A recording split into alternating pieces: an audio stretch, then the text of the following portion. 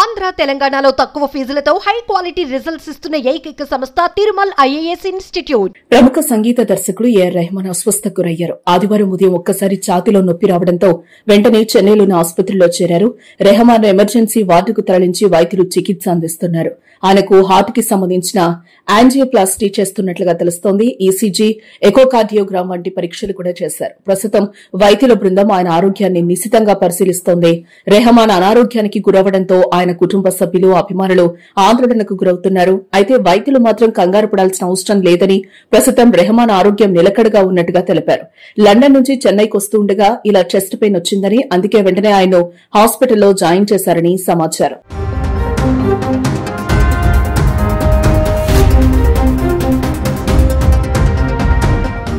భారతదేశంలో ప్రముఖ సంగీత దర్శకుల్లో రెహమాన్ ఒకరు. నాటి నుంచి నేటి వరకు ఆయన తన సంగీతంతో కోట్లాది మంది అభిమానులను సంపాదించుకున్నారు.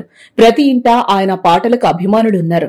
ఆస్కార్తో సహా ఎన్నో అవార్డులు, రివార్డులను రెహమాన్ సొంతం చేసుకున్నారు. ఇటీవలే చావా సినిమాతో అద్భుతమైన మ్యూజిక్ ఇచ్చారు. కెరియర్ పరంగా ఉన్నత స్థితిలో ఉన్న రెహమాన్ కు వ్యక్తిగత జీవితంలో సమస్యలు తలెత్తాయి. ఏఆర్ రెహమాన్ తన వివాహ జీవితానికి గతేడాది ముగింపు పలికారు. తన 29 ఏండ్ల మ్యారేజ్ లైఫ్ కు ఎండ్ కార్డ్ వేస్తూ ఏఆర్ రెహమాన్ తన భార్య సైరా బానుకు విడాకులు తీసుకున్నారు. రెహమాన్ దంపతుల నిర్ణయం అందరికీ ఆశ్చర్యానికి గురిచేసింది. ఎంతగానో అన్యోన్యంగా ఉన్న రెహమాన్, సైరా బాను విడాకులు తీసుకోవడంతో అంతా ఒక్కసారిగా షాక్ అయ్యారు. ఇవన్నీ పక్కన పెడితే ప్రస్తుతం అనారోగ్యంతో ఆసుపత్రిలో చికిత్స పొందుతున్న ఆయన త్వరగా కోలుకోవాలని అభిమానులు ప్రార్థిస్తున్నారు.